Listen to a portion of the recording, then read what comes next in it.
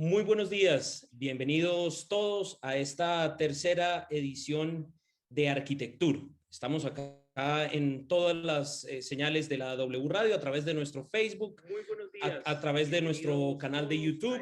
Estamos también a través de nuestra página wradio.com.co. Les repito, es la tercera edición anual de Arquitectour. Hoy con nuestro primer conversatorio, vamos a ir desde hoy 6 de julio y hasta el día 16. Les recuerdo, es un evento completamente gratuito. Ustedes van a poder acceder después a todos estos conversatorios que van a quedar alojados en nuestra página en wradio.com.co/Arquitectour, también en la página construccionesplanificadas.com/Arquitectour. Ahí van a quedar estos conversatorios para que ustedes los puedan ver. Por supuesto, la invitación a toda la academia, las universidades de Colombia, los estudiantes de arquitectura, para que se unan, para que nos acompañen. Son arquitectos muy reconocidos a nivel mundial. Vamos a estar desde Estados Unidos, desde Italia, desde Portugal, por supuesto arquitectos también colombianos. Un gran evento que Construcciones Planificadas y el Grupo Aval ha querido desarrollar junto a la W Radio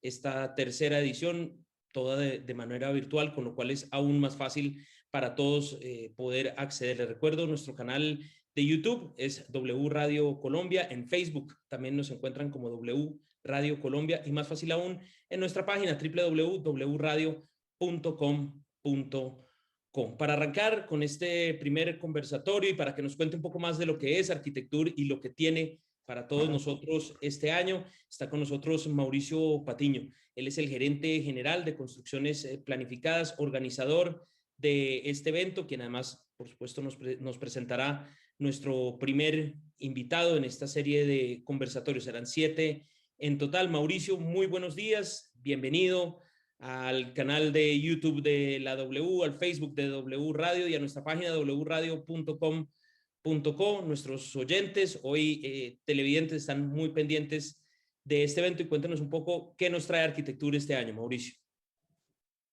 Buenos días, Andrés. Muchas gracias por la presentación. Muy contentos de estar en este tercer año de Arquitectour 2021, el cual creemos que va a ser una edición fenomenal, con 7 figuras, como decías, de la arquitectura mundial de talla mundial. El arquitecto de hoy, que en un momento se los estaré presentando. El día de mañana tendremos a João Nunes, arquitecto portugués paisajista. El 8 de julio, como consecuencia del Día del Diseño Italiano, tendremos al arquitecto Fabrizio Barozzi con un día muy especial alrededor de toda la arquitectura italiana. Nos acompañará también el relator Giancarlo Massanti ese día, que es un arquitecto colombo-italiano, donde veremos algo muy especial. El 9 de julio, el viernes 9 de julio, tendremos a Lorenzo Castro, gran arquitecto colombiano, urbanista, donde nos acompañará y mostrará un poco de esa arquitectura que ha desarrollado durante los últimos años. El lunes 12 de julio tendremos al arquitecto español Emilio Tuñón, el cual nos acompañará a mostrar 3 proyectos magníficos en que está trabajando actualmente. El 14 de julio tendremos a la arquitecta italiana radicado en Barcelona, Benedetta Tagliabue. Y el 16 de julio, como remate, tendremos al arquitecto de Irán, que es actualmente el profesor de la Universidad de Harvard, Raúl Merot.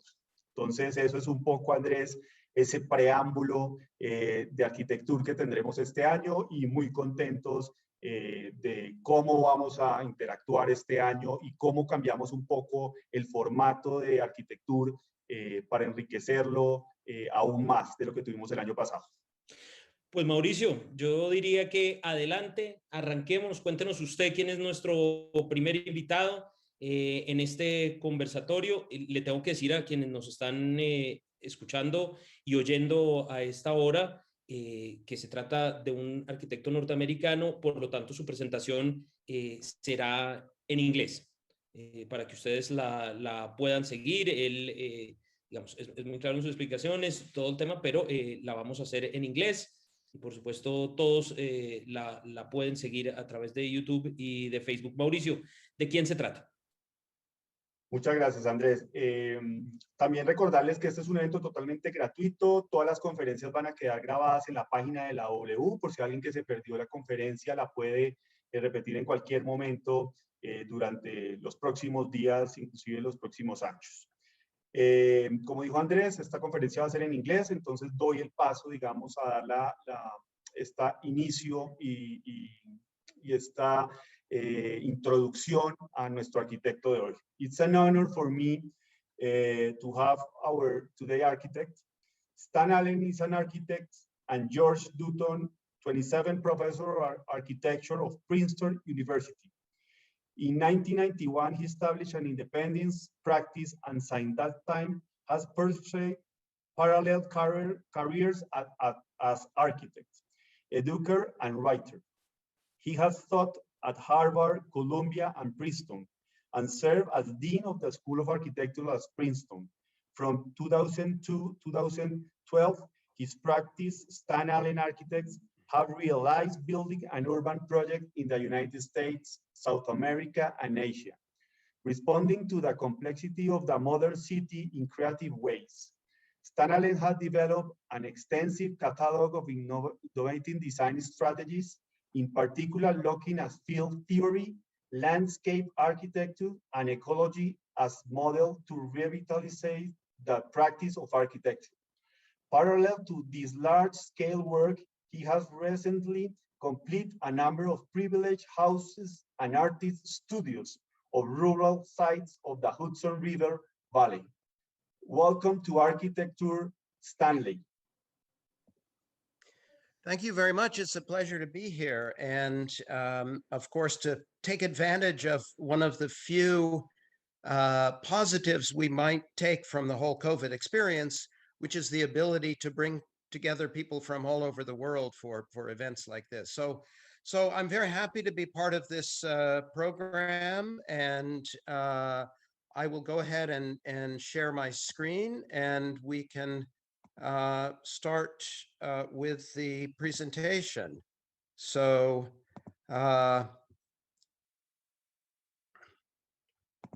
okay, so everything visible, good, no? Okay, so the title of the lecture is Situated Objects, which is also the title of a book which was published last year by Park Books in Zurich, which brings together the work of the past 6 or 7 years in my practice, and it represents somewhat of a change from the larger scale work dealing with landscape and urbanism to focus on small scale projects in the landscape. My larger concern is the relationship between architecture and landscape in, I would say, from my point of view, specifically the North American context, but I think I would include the Americas in general in that context. Both the actual reality of the landscape and, as you see in this beautiful photograph by Stephen Shore, the representation of the landscape. Now, this remark by Alexander von Humboldt from more than 200 years ago, when he visited the Americas, really does speak to a changed relationship between landscape and culture in the New World. And I think this does apply to North and South America together, and specifically to the context where I've been working in the past 6 to 7 years, which is the Hudson River Valley north of New York City, which is known primarily in this country for the School of Painting in the late 19th century, the Hudson River School painters. So this is a painting by Frederick Edwin Church, who was himself a follower of Humboldt, read Humboldt's readings very, very, very carefully, and in fact, traveled to South America and painted Mount Chimborazo. So he really literally followed in the footsteps of Humboldt. Now, the painting was done in 1846. He's depicting something that took place in 1636. So very, very early in the history of the European settlement of this continent. And it's the journey of the Reverend Frederick Hooker, who was a dissident Puritan minister from Plymouth, Massachusetts, the Massachusetts Bay Colony, to Hartford, Connecticut, which at that time was wilderness. We don't think of Hartford, Connecticut as wilderness today, but it was certainly wilderness in 1636. And the Puritans at the Massachusetts Bay Colony were themselves refugees from religious persecution. But Hooker found that he was in disagreement with some of the precepts of the colonists in the Massachusetts Bay Colony, and in particular, their requirements, very strict requirements for voting. He had a broader, more democratic vision. He set out with a group of followers, 100 followers, and in fact founded the state of Connecticut. What you see in the distance is the Connecticut River, the sun setting, the sense of promise and openness that belongs to the American landscape. This connection between the landscape and descent, in a way, the idea of promise and possibility, the possibility of reinventing oneself by traveling through the wilderness to this vast open landscape, which I think is shared by North and South America as distinct from Europe. Now, how does architecture fit into this? This is a building from somewhat later, from around the beginning of the 19th century in Maine. And I think there are a number of things which I have sort of learned from this architecture. I would say the tautness of the skin, the compactness of the geometry. I love the play of symmetry here. The chimney being offset to one side, the doorway offset to the other. That seems to represent, for me, the architectural analog to those qualities of the landscape, the compactness, the tightness of the eaves, and I'll talk a little bit more about this later, the use of balloon framing that gives this taut skin-like character to the building. So the book, Situated Objects, is about architecture in relationship to the landscape. And it's about architecture, it's about buildings in relationship to other buildings and the space between buildings. Now, so this is the organization of the book and the cover, beautifully printed by Park Books in Germany. And as you see, organized into three categories: outbuildings, material histories, and new natures, with texts interweaved through there. Now, those of you who know my background and my work will hear a certain resonance between situated objects and field conditions. This on your right is, in fact, the Swedish translation of the article From Object to Field. So what does it mean to go from field conditions to situated objects? Now, this is a description that I like very much from Sanford Quinter about the idea of the field. But I think one of the things that's important to note here, he says, the field contains no matter or material points, rather functions, vectors, and speeds. This is a bit of a problem for an architect, because as architects, we deal with matter and material, not simply relationships. So in the work that I've done that follows through the notion of field conditions, such as our 2016 contribution to the American Pavilion and the Venice Biennale, this idea of part-to-whole relationships, of the aggregation of many small pieces, was sort of fundamental to playing out the notion of field conditions. But it's important to say that all along, parallel to that larger scale work in landscape and urbanism, there was always an interest in small scale works and, you could say, objects. So the Sagaponic House on the right, which is a sort of predecessor to the work that's collected in in situated objects, is a project on the left that again works with this figural and iconic sense of the building on the landscape. So I'm certainly not going to work you through this long, complicated chart, but this really lays out the movement from the early speculations around field conditions in the 90s, the move to landscape urbanism and the collaboration with James Corner in 1998, the book Landform Buildings, in which we published work by Giancarlo Mazzanti, the idea that architecture is geological in character as much as it's biological.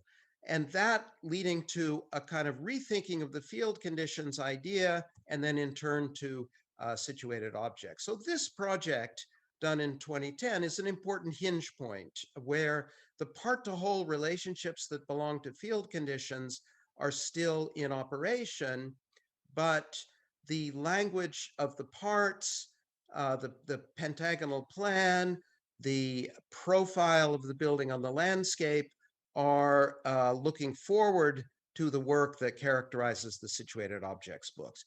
So what I'm going to do in the time remaining, because I want to stay on time, is very quickly show a few projects from each of the three categories of the situated objects book. So Outbuildings talks about the relationship between buildings. So it's not about an isolated building on the landscape, but a landscape that has been occupied and inhabited over time.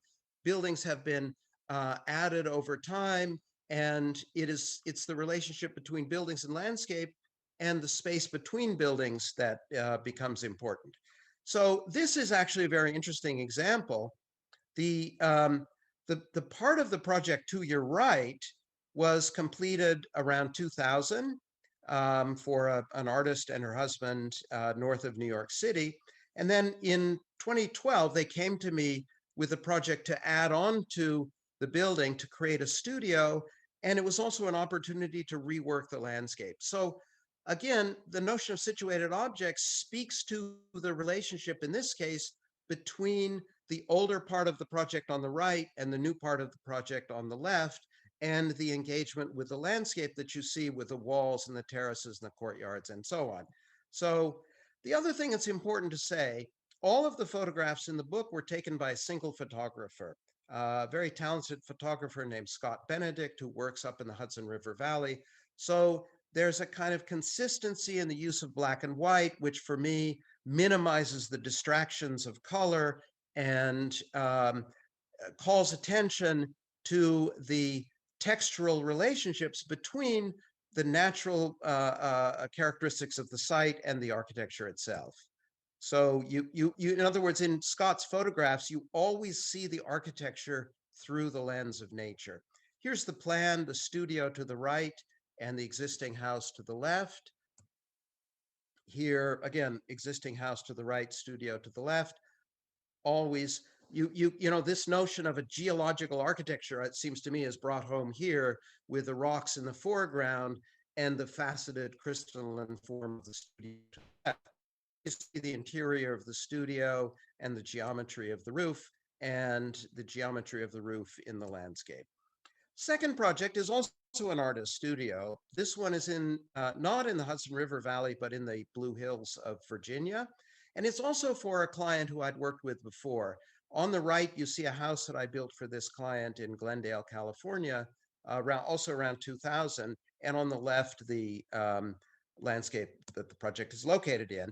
And once again, there is a relationship between an existing building and a new construction, this time across a courtyard in the middle. The studio here is on the left.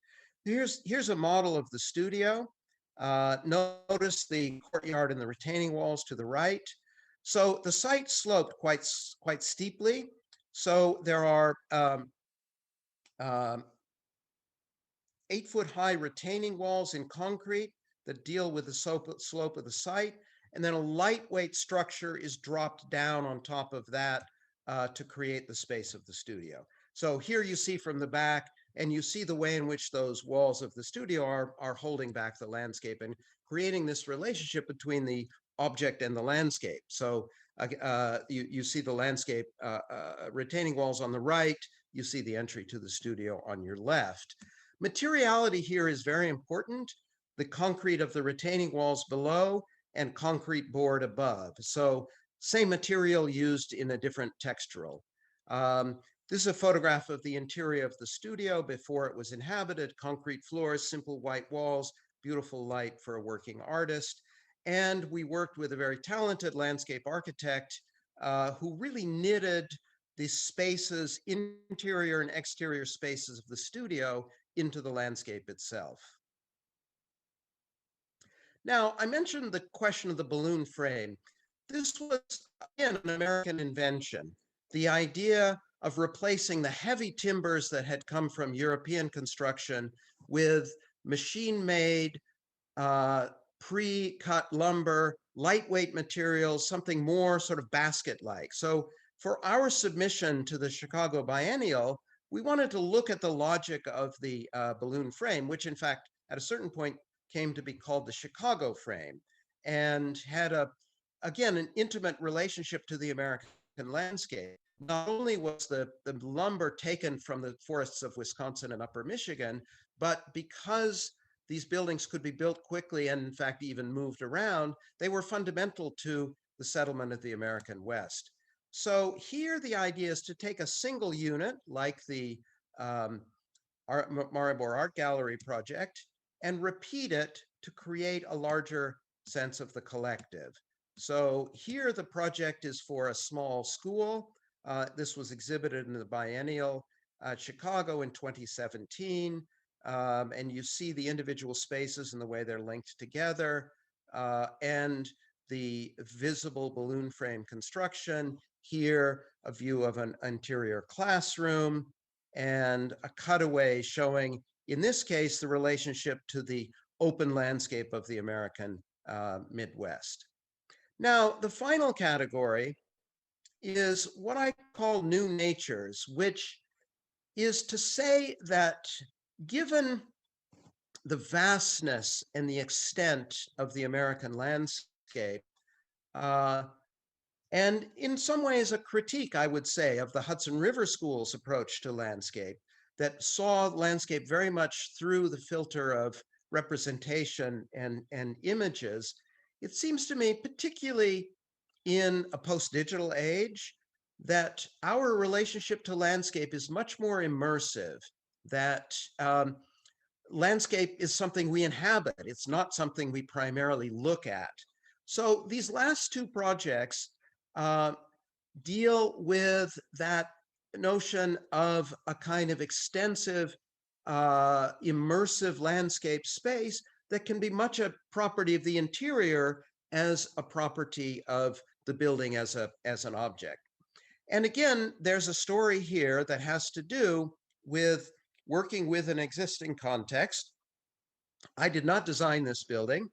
This building was designed by a New York architect in collaboration with an artist for his studio, and it was built in the mid-1980s. It's a kind of fascinating building, sort of weird mixture of Aldo Rossi and John Haydick. And my clients bought this house and asked me to enlarge the house, create a new living space, but also because they were art collectors, they wanted space to exhibit their art collection. So it sits, again, on this Hudson River landscape with beautiful trees and views. These are some of the drawings, the original 1988 drawings of the existing house, this weird, quirky wood box with the skylight roofs. And in thinking about how we would add on to this, initially we were working again with a more figural language, as you see in these models. But we finally decided that there was enough figural energy in the serrated roof of the existing building, and we would complement it better with a kind of neutral box, which is the scheme that we built that you see there on the right. So there's a view of the addition to your right and an axonometric cutaway that shows a little bit the logic of the project. The opening up of the living space down below, a new bedroom up above, and in the second floor of the existing house, a new gallery. This is a very intricate project, even though it looks very, very simple. The construction was really quite intricate. We had to add quite a bit of steel. Here you see under construction, shoring up the existing building in order to seamlessly insert this new addition underneath. And then here you see the textures of the new addition. And the open space of the new ground floor, very clean, very, very empty, waiting, in fact, at that point for the art. And then here on the second floor, the large, what had been the artist studio is converted to a gallery, and the bedroom is added on the right. So here is a photograph of the gallery. Again, it's photographed empty at this point, but you get a feel for this sort of immersive space of the interior that complements the nature outside here in both photograph and a perspective. So here you see the older building in the foreground and the addition to the right, and the way in which we've sort of knit these two together to create this kind of uncanny object that occupies the site. So there's an internal conversation between the old and the new in the building, as well as a conversation between the interior space and the landscape and the site beyond. So the last project, in a sense, closes the circle with Frederick Church, the painting that I showed at the beginning of the lecture. This is a proposal for an exhibition. This was 2019, invited by Barry Bergdahl to contribute to an exhibition that took place on the property called Olana, which was the estate that the painter Frederick Church built in the late 19th century in the Hudson River Valley. So on the left, you see Church's sketch of the site and the atmospheric quality of the clouds, and on the right, a photograph of the house which he designed and built on that site. So Barry Bergdahl asked a number of architects to make proposals for Olana that would speak to the relationship between architecture and landscape and ecology in the present. Our proposal was, so rather than occupy the hill in a very dominant way, the way that Church did, we wanted to site our project here on the site of the working farm that had been the original settlement of Olana. This is a site plan drawn by Frederick Church's son. The Hudson River would be towards the top of your screen, the views, whereas the part of the site that we're occupying is a working farm. So we're making a very explicit relationship here between the proposal, which was for an artist's residency, studios, and workspace for artists. So we would bring back to this site the presence of working artists. And here you see, in relationship to the productive landscape of the orchard and the man-made geometries applied to the natural landscape of the orchard. Now, on the right, you see a diagram of the formal logic of the project. It's a highly figural plan condition, which is then cut with a very consistent sawtooth roof, which yields, as you see on the right, a certain complexity. So it's a very simple algorithm that yields a kind of complexity that you see there on the right because of the figural character of the plan. Here you see the logic of the skylights and the structural trusses, and the assembly diagram for the exhibition model. So here is another closer image of the site and the relationship between the building and the orchard and the edge of the forest, and a cutaway axonometric. The idea again here is to create a kind of immersive space with the light coming primarily from above. In fact, part of the logic of the curved walls is that the delineation of the space is not so strict and definite, but again becomes much more kind of immersive. So and no partitions or divisions, but simply objects set down within that figural plan space lit by the skylights from above, so that the landscape that you see from this space is the atmospheric landscape of the sky, the clouds, and the stars, rather than the pictorial landscape that belonged to the Hudson River Valley. So another view of the model that was exhibited and the way this geometry works. Here, an interior view of the skylights and the sort of empty galleries. And finally, an image of the orchard of our project and Church's house on the crest of the hill, in dialogue with our project down below. So at that point, I'm happy to take questions. I know we want to allow as much time as possible for discussion. So thank you very much. Thank you, Stanley. Thank you so much. Bueno, vamos a ir con una serie de preguntas antes para nuestros oyentes que estaban pendientes y tal vez la biografía, porque Mauricio nos contó un poco de quién es Stan Allen. Quiero contarles para quienes no hablan inglés, Stan es un arquitecto, profesor en la Universidad de Princeton en los Estados Unidos, ha enseñado también en Harvard, muy reconocido, con trabajos en los Estados Unidos, en Sudamérica y en Asia, y es nuestro invitado de hoy. Les recuerdo que esta presentación y todas van a quedar alojadas en nuestra página wradio.com.co/Arquitectour, también en nuestro canal de YouTube y también en Facebook, para que ustedes pues los puedan seguir, las puedan ver todas las veces que quieran. Además es completamente gratuito. Tenemos hoy con nosotros un par de relatores, arquitectos también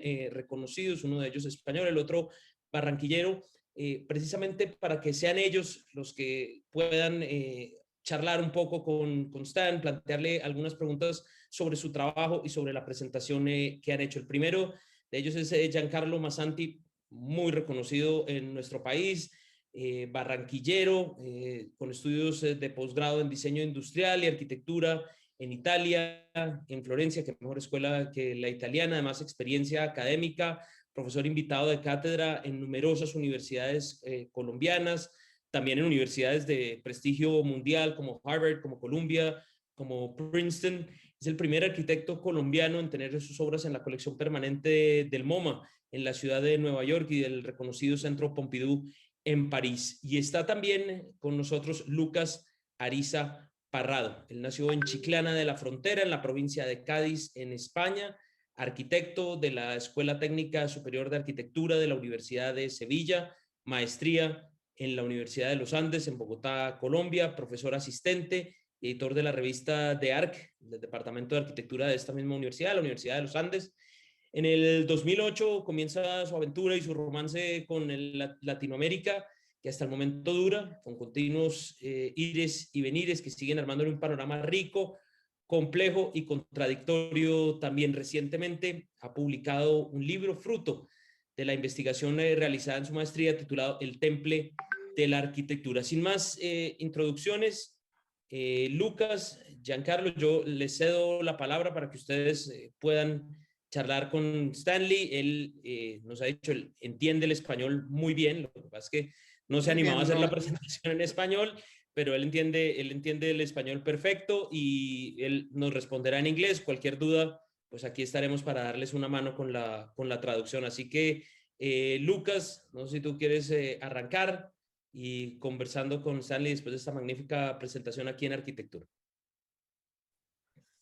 Claro que sí. Muy buenos días, Andrés, Mauricio. Muchísimas gracias por esta invitación. Gracias también en nombre de la Facultad de Arquitectura y Diseño de la Universidad de los Andes. Es sin duda un placer y un honor hacer parte de estas conversaciones que son tan importantes y yo creo que tan necesarias para nuestra disciplina. Muchísimas gracias. Yo creo que la presentación que hemos visto ha sido maravillosa, ¿no? Además, muy concreta, cosa que necesitamos también aprender de Stan, lo sintético que ha sido para mostrarnos su trabajo reciente, su publicación reciente. Yo quiero empezar, o me gustaría empezar, haciéndole una pregunta muy concreta también a Stan, que me llama la atención en lo que hemos visto, y es la variedad de recursos utilizados durante la representación del proyecto, en la representación del proyecto. Y concretamente me llama la atención uno en particular, que son estas axonometrías como a 90 grados cortadas, que me parece que son un recurso muy llamativo, en cierta medida, porque es un dibujo muy técnico, muy preciso, muy científico, pero al mismo tiempo tiene unas condiciones casi que pictóricas, digamos, muy llamativas y muy ricas, ¿no? Entonces me gustaría preguntarle a Stan si estos dibujos son valiosos para él mientras que está pensando su arquitectura, o es una cuestión que sobre todo a la hora de comunicarla, cuando quiere contárnosla a los demás. It's a perfect question, really. And just one clarification to make sure I understood the question perfectly. So there are two kinds of axonometrics. There are the 90-degree projections, but you also mentioned the sectioned axonometrics, correct? And again, I think that there's an important distinction there.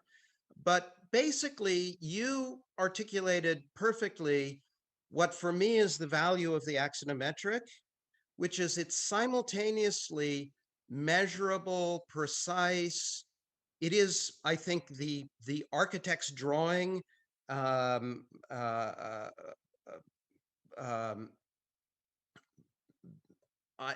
a kind of ideal sense for that reason.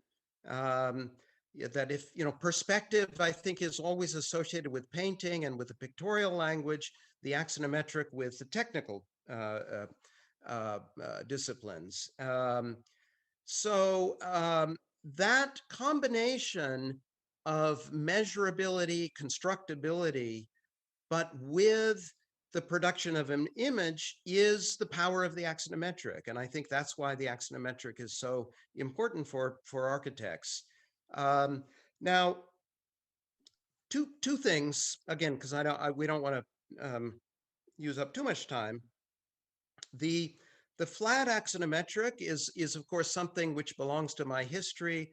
I was a student of John Haydick at the Cooper Union in the 1980s, and there's a whole sort of idea that has to do with those drawings about cubist space and simultaneity and the flattening of the sort of push-pull of surface and depth, which is important to me. But you also mentioned the sectional axonometrics and specifically those from below, which of course come from Choisy. And that to me is I think, as you said, it's a more technical drawing because you can show the construction in the section, but also I have this intuition that in a complex space, the roof is more of a defining element than the floor. And that idea that when you're looking from below, which is a highly abstract drawing, nobody can actually occupy that point of view, right? That the defining spatial properties of the roof become clear. That's of course why Choisy was interested in them. So, and then finally, so all of the drawings in the book were made really for the publication and worked and reworked. But in many cases, they were the reworking of drawings which we used during the design process. So we do use a lot of axonometrics and cut axonometrics in the studio during the design process. But they're not as finished and polished as the ones that you see in the presentation in the book. Thank you, Stan. Don Giancarlo Massanti, profesor Massanti, le cedo la palabra a usted para que pueda preguntarle a nuestro invitado, a Stanley. Antes, recordarles que estamos en YouTube y saludar a toda la gente que está conectada a esta hora, porque nos están saludando, quieren saludar también al profesor Stanley. Veo que algunos de sus exalumnos están allí. Plutarco Rojas, Héctor Saúl Quintana, María Paula Farfán, Patricia Vargas, dice Bogotá, arquitecta y diseñadora de iluminación, Julián Andrés, de Arquitecto SAS, Edison Molina, desde la Universidad de Boyacá, también desde la Universidad del Sinú, en Montería, nos están saludando y están conectados con nosotros. Francisco Vázquez desde Medellín, Héctor Hernández, Bluestone, organización en New York, Anta Holmes, José Pozo, Juan Carlos Barbosa, Elsa Cortés, en fin, mucha gente conectada. Ya en un momento vamos a tratar de leer también algunas de las preguntas que nos están llegando a través de YouTube y de Facebook para nuestro invitado. Giancarlo, le cedo la palabra a usted, lo escucha Stan, para que conversen un poco sobre esta magnífica presentación que él nos ha hecho. Andrés, muchas gracias. Stan, es un placer verte siempre y oír tus conferencias en general. Yo tengo una gran admiración por el trabajo de Stan, no solamente por lo que acaba de mostrar en su obra construida, sino su gran capacidad de construir una obra en pensamiento. Tiene grandes libros de una importancia en mi obra que han sido importantes en mi obra, como Points and Lines, Land for Building, una serie de libros, y tiene un trabajo teórico detrás de su proyecto importante. Y hacia esto va un poco mi pregunta. O sea, ¿cuál es la diferencia para él entre pensar, hacer, entre escribir y diseñar? Y entender un poco más cuál es el rol actual de un arquitecto que no solamente hace edificios, sino que es capaz de construir pensamiento dentro de los problemas actuales y globales en los que estamos inmersos. Entonces, mi pregunta va un poco hacia entender cómo ve él el rol actual de un arquitecto que no solamente produce una obra construida, edificios y demás, sino es capaz de influenciar a una sociedad a través del pensamiento. Creo que para mí este es uno de los grandes roles. Creo que están escritos más de 10, 15 libros. Yo tengo hoy en día 5 aquí sobre mi escritorio, los abriendo un poco y entendiendo su gran potencia, más allá de la obra, de construir para los arquitectos un aprender y un saber a pensar. Well, thank you for that. And again, I appreciate the collaboration that we've had that goes back to Landform Building, and in fact, I would even say that your library in Medellin was fundamental in the constructing the idea for Landform Building. So, I think your question is a very important one for me, obviously, as an educator, a writer, and an architect. I would say two things. I mean, first of all, in relationship to the difference between writing and designing, for me, they're very much parallel. What I disagree with is the idea that somehow theory comes first and practice comes later. For me, in fact, it's often very much the opposite, that you write something down in order to clarify something that you've done in practice. And writing and designing are different technologies in a way, different ways of thinking. I think they employ different parts of your brain. I see the two operating very much on a parallel course. That having been said, I mean, first of all, I would also say that the people in the field that I admire the most, and someone like Rafael Moneo that I worked with in Spain many years ago now, are figures who have written a lot and contributed to the discourse of the discipline, but also contributed to the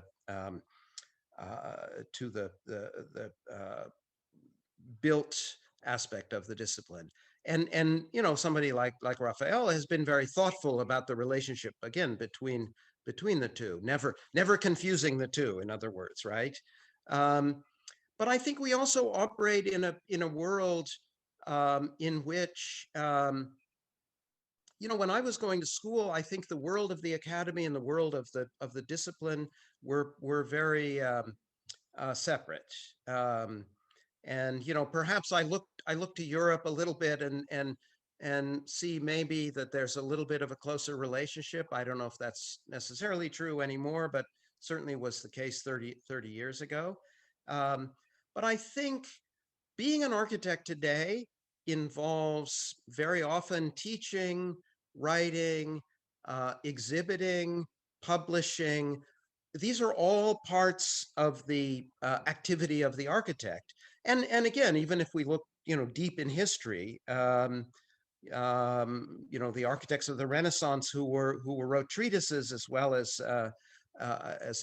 built buildings, as well as made drawings. That I have a very broad definition of what constitutes the practice of the architect. But I would say that writing, teaching, publishing, I do all of those things as an architect, not as as distinct ways of working and thinking. Thank you, Stan. Bueno, antes de seguir con las preguntas de nuestros relatores, quisiera pasarle, Stan, alguna de las preguntas que nos están llegando de oyentes, de gente que nos está viendo a través de nuestras redes, en YouTube, en Facebook. Stan, I'm going to take a question from some of our viewers on YouTube, which they are asking right in the chat. They're watching it live on YouTube. Patricia Vargas me pide que le pregunte por la incidencia de la luz natural al interior, si pudiera elaborar un poco sobre el tema de la luz en sus trabajos. Stan, I don't know if you got the question. They're asking about the incidence of natural light, and if you can elaborate a little bit on light. Yeah, I mean, again, I think if we have a kind of expanded notion of what constitutes nature, natural light is of course part of that. Again, it's that notion of seeing nature not as a sort of pictorial thing, something that's out there that we look at, but rather something that surrounds us. So, the air we breathe, the light that makes it possible to function in the world. So yeah, that's, I think, always been very important to me. And of course, you will have understood that the work that is collected in situated objects, one of the other things that ties it together is that beginning with the house and studio in around 2012, I've developed working relationships with artists who are working in that area. So it's a felicitous coincidence that the clients that I'm working with, painters, primarily painters actually, some sculptors, themselves prefer that natural light. So although the one exception to that, interestingly enough, is the very first studio. I don't know if you remember the one photograph of the interior of the studio with a very elaborate grid of lights on the ceiling, because she actually likes to control the light. So I will certainly defer to a client if a client prefers to have light that is more controllable. But my preferred light is always natural light. And again, it gives an opportunity, I think, for architectural and tectonic invention. Dealing with the skylights of the Olana project, for example, bringing light in indirectly, having an idea about the relationship between the changing light over the course of the day or even the course of the seasons, that will change the quality of the space as a property of the natural light. Thank you, Stanley. Bueno, nos quedan minutos todavía, nos quedan todavía tiempo suficiente. Lucas, adelante con Stan, y creo que nos queda tiempo también para otra pregunta de Giancarlo. Vamos a hacerlo así rápidamente para que ambos puedan preguntar y cerramos nuestro conversatorio de hoy. Adelante. Estupendo, muchísimas gracias. Stan, yo creo que en la introducción de la sesión de hoy pone sobre la mesa y en toda la presentación, para mí, digamos, sigues ahondando un poco en esta cuestión, pero pone sobre la mesa un tema que creo que es crucial, ¿no? Este entender a lo mejor el paisaje como una de las posibles relaciones entre la cultura y la naturaleza, ¿no? Un poco. Entonces, en este mundo en el que vivimos, ¿no? En donde cada vez parece que trazar la línea es más difícil, ¿no? Porque todo lo artificial se quiere naturalizar o toda la naturaleza se siente como muy doméstica, ¿no? y muy artificial. Estando en Colombia, como estamos gran parte de nosotros, digamos, con esta naturaleza poderosísima, con estas culturas tan propias, tan genuinas, ¿cómo manejar esto? O sea, ¿cómo incorporar esto en procesos creativos sin terminar afectando? Pues yo creo que siempre la afectamos, pero sin terminar afectándola demasiado, digamos. No, I mean, again, I think this, well, frankly, for me, this is the fundamental question of the 21st century. I mean, it's a huge generalization, but I would say the dominant intellectual problem for artists and thinkers of the 20th century was human beings' relationship to technology. I think the dominant question for the 21st century, we're still early, but I think it's going to be the relationship between human beings and nature. And of course, you know, everybody is familiar now with the term Anthropocene, which speaks to what you're talking about, you know, the huge impact that human beings have had on the natural landscape. You know, there's an island of trash floating around the Pacific that's as big as Texas, right? I mean, it's, you know, and so part of the problem, and you know, I mean, that is itself part of the problem, right? We can say there's an island of trash as big as Texas floating around the Pacific.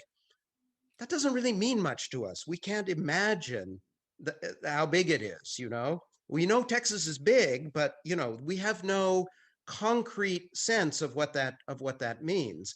And this is, you know, this is the problem with climate change as well, right? Climate change is a slow-moving catastrophe. We you know, we may get, you know, bigger storms and so on, but you know, we look out and it looks like nature is fine, you know? So here, I think there are two pathways, if you will. And one of them, and you know, there are many people in our discipline who are doing very important research that can help us as architects to build in ways that have a smaller impact on the planet. That's not necessarily what I do, although you know, again, I think as we're all as responsible professionals, we are doing all that we can and paying attention. But in terms of doing the actual research, I mean, that's, you know, happening at a very high level. I mean, I have a colleague at Princeton who, you know, is doing very complex studies of alternative forms of energy and so on. And, you know, that has to go forward. So on the one hand, there is the collective work of the discipline of research and new materials and recycling and so on, and different forms of, you know, utilizing natural resources and alternative energy sources. But I think what we can do as architects is on the sort of imagination side, that if we can give a new vision of what it means to construct a different relationship to nature, we can help to change the way people understand their relationship to nature. So that's a less measurable plan in a way, but I think that it's what we can contribute as, let's say, cultural workers as much as technical workers. You know, architecture is always technical and cultural. And I think if we can help people imagine the climate crisis, that's a task for us as architects today. Stanley, thank you very much. Bueno, nos quedan unos pocos minutos. Giancarlo, adelante, toca pregunta concreta para respuesta concreta, como decimos en la W, para que estemos dentro del tiempo y además porque al final Mauricio nos va a contar lo que sigue mañana y el resto de la semana con estos conversatorios tan interesantes de Arquitectour. Muchas universidades, gente de la academia, me parece esto que vale la pena destacar, muchísima gente de la academia conectada, y les envían un saludo especial de la Universidad Colegio Mayor de Cundinamarca, un estudiante también de la Facultad de Diseño de la Universidad Católica de Colombia, el arquitecto Julio César Villabona, dice que está con sus estudiantes conectados, están en el curso de vacaciones y están conectados, así que mucha gente sacándole provecho a esto. Giancarlo, adelante.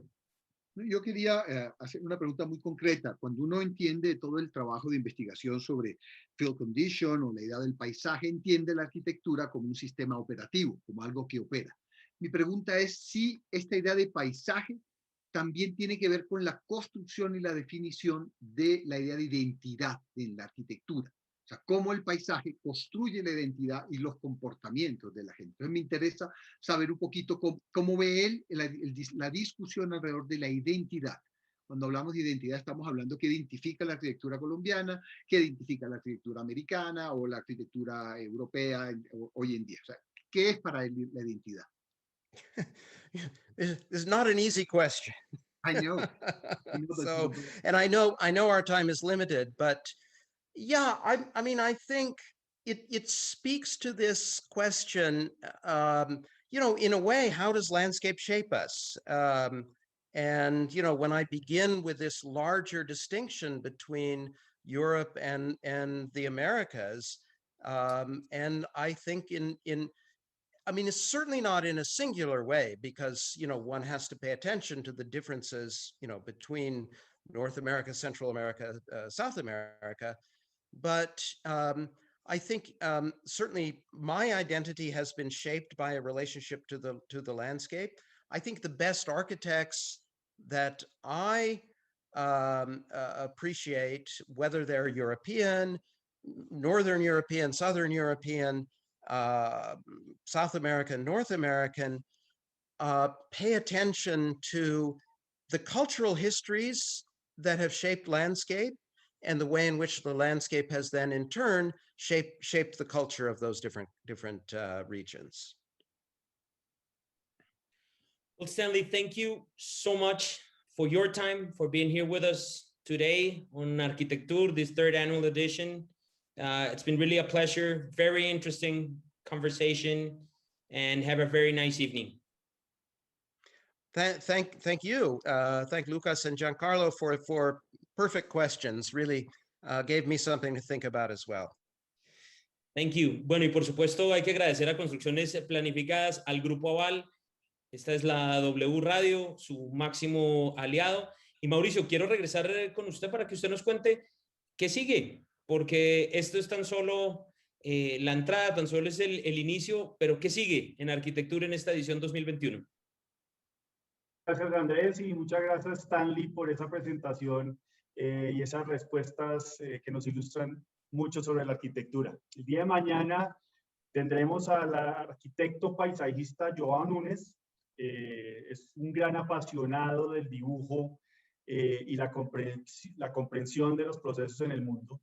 Él funda una compañía en 1989 que se llama ProApp, que ha recibido varios premios nacionales e internacionales. Mañana nos va a dar una amplia cobertura de su trabajo y va a ser muy agradable tener la conversación del día de mañana. Entonces, todos están invitados a que mañana puedan seguirnos con esta presentación. Y igualmente, como ya les dijo Andrés, esto va a estar grabado, todas las presentaciones. El que se perdió la presentación de Stanley la van a tener, digamos, también para poderle repetir. Y muchas gracias a nuestros invitados relatores y nos vemos mañana.